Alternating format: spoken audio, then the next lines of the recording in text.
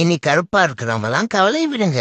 நான் ரொம்ப கருப்பா இருக்கேன், அழகா இல்ல, எனக்கு பொண்ணு தர மாட்டேங்கிறாங்க அப்படிங்கிறவங்க தம்பியை கான்டாக்ட் பண்ணுங்க. தம்பி யானை என்னையவே இவ்வளவு வெளியாகிட்டான், உங்களை ஆக்கிட மாட்டானா என்ன? இந்த தம்பி காலையில ஒரு டப்பா கையில கொண்டுட்டு வந்தான். அவ சொன்னா துபாயில இருந்து ஒரு மாமா வந்திருக்காளா, இது கிரீமா, இந்த கிரீமை தண்ணியில தடவி உடம்புல தேய்ச்ச முட கருப்பா உள்ளவங்களாம் வெள்ளையா மாறிடுவாங்களாம் அப்படின்னு ஒரு மாமா கொடுத்தோம்னு சொன்னான். அப்ப சொன்னா இதை டெஸ்ட் பண்ணி பாக்கணும்னா ஆள் யாரும் கிடைக்கல அப்படின்ட்டு. அப்ப நான் சொன்னேன் உனக்கே தேய்ச்சி போறான். இல்லண்ணா நான் கொஞ்சம் கலரா இருக்கிறேன், அதனால அது ஒழுங்க ரிசல்ட் தெரியாது, நல்ல கருப்பா உள்ளவங்க தான் வேணும் அப்படி அப்படி யாராவது தேடி பாடுறா அப்படின்னு சொன்னேன். என்னையவ மேலையும் கீழையும் பார்த்தான், எனக்கு புரிஞ்சு போச்சு. அதோட நான் சொல்லிட்டேன், என்னால முடியாதுப்பா அப்படின்ட்டு. அப்புறம் கெஞ்சி விஞ்சி என்னை ஒத்துக்கிற வச்சுட்டான். அப்போ ஒரு கண்டிஷன் போட்டேன், அப்ப அடிச்சா எனக்கு முழுசா அடிக்கணும், சும்மா கால் அடிக்கணும் கையில் அடிக்கணும் சொல்லக்கூடாது, முழுசா எனக்கு உடம்பு ஃபுல்லா தடவிடணும் அப்படின்னு சொன்னேன். சரி அப்படின்னு சொல்லிட்டு இப்ப தடவிக்கிட்டு இருக்கான் பாருங்க. யாரா இங்க வச்சு பெயிண்ட் டப்பா எடுத்துட்டு போனது?